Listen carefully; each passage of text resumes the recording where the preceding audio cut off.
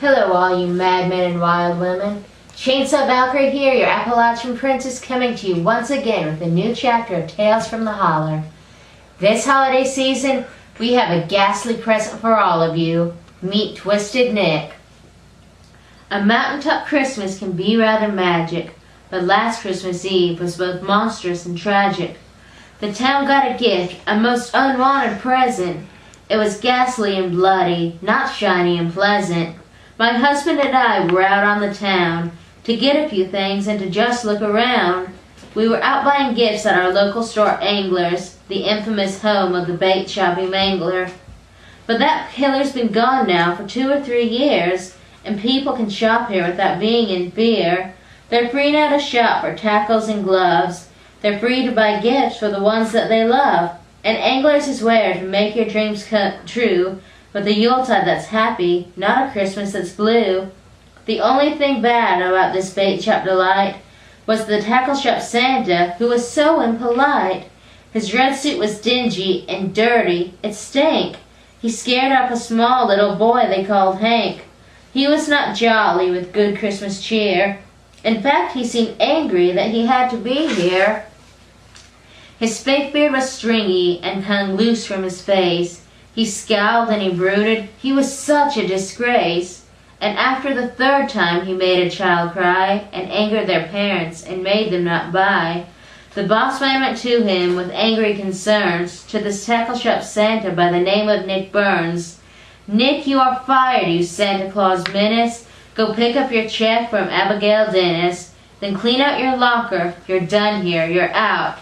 Get out of this store, you sick twisted lout.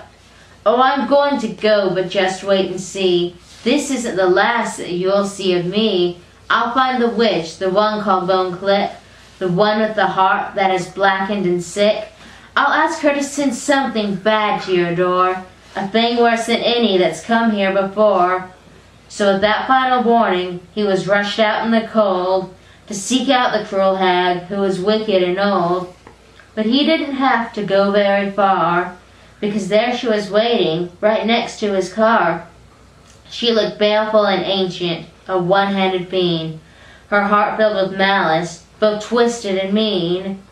Burns was surprised, but made his proposition, because punishing anglers, it was now his mission. You are the one and the power I seek. I need a villain to slaughter the meek. I want something awful, something horrid and cruel, something to use as my own vengeance tool. A terrible thing to send through their door, something more violent than ever before. She started to speak in low raspy tones, the kind you expect from an evil old crone. You wish to punish and slaughter some people, bring murder and bloodshed to these whimpering sheeple. But you ask me to conjure some foul evil beast, who will kill and devour and make them its feast. But what if it's you who I send for this bidding? I know you are willing unless you are kidding. You wish retribution on this dark Christmas Eve. Become the dark gift that each one will receive. Be now my vessel, a demon-filled host, and live out your vengeance on the ones you hate most. And you will come back each year in December. It will be you who they always remember. My sister called forth the killer Mad Jack, the Halloween killer who always comes back. But you will be mine, and you'll be so much worse.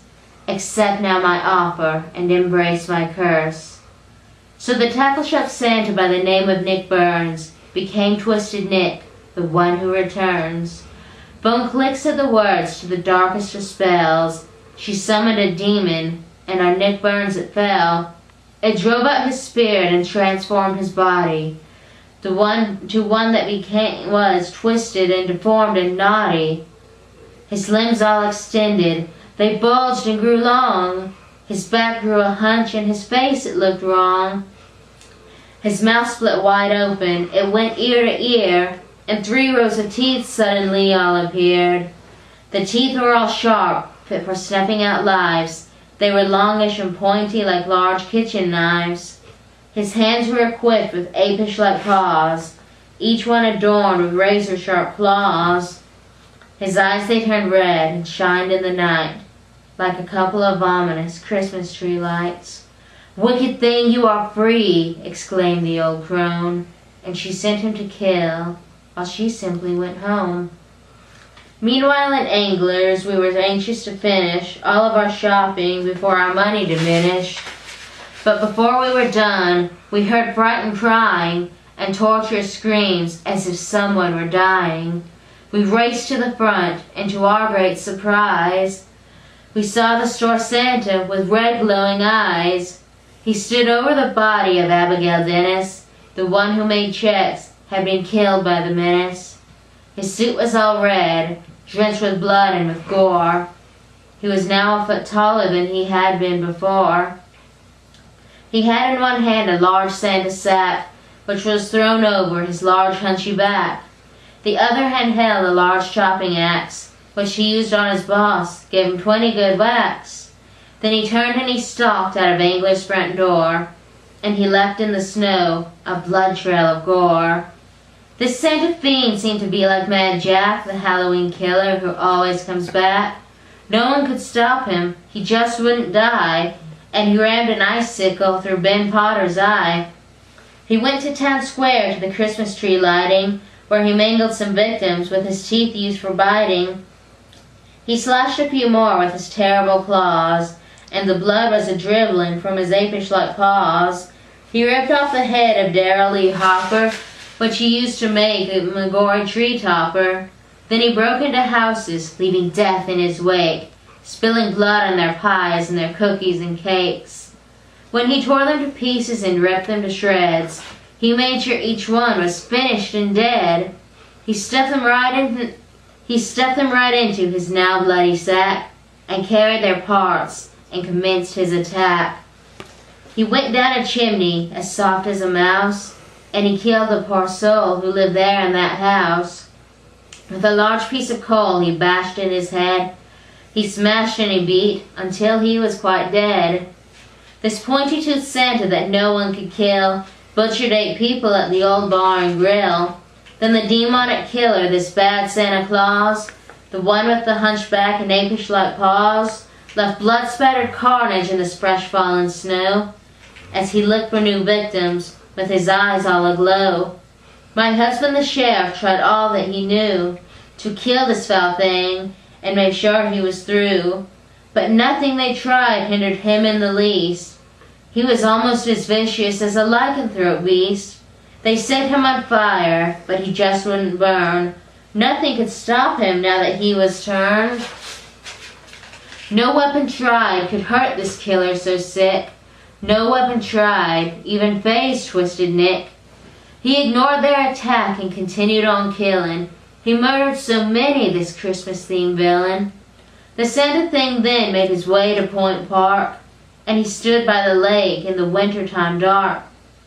And he shrieked and he howled in the night wind, and that's when old Nick met an unlikely end. From out of the shadows came one we thought dead, in a blue denim cape with a badly charred head. It was Eric the Phantom, the killer from Anglers, the one who was labeled the bait-shoppy mangler.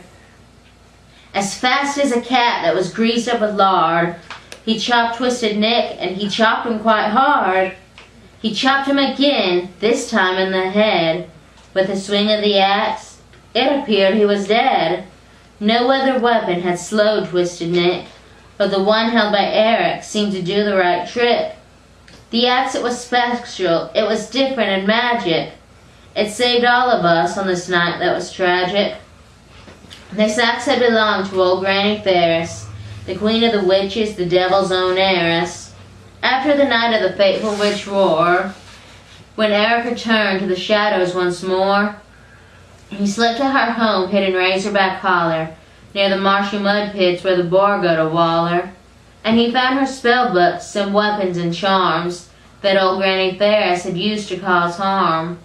The axe he had taken could kill most any beast, even some that were conjured to possess the deceased.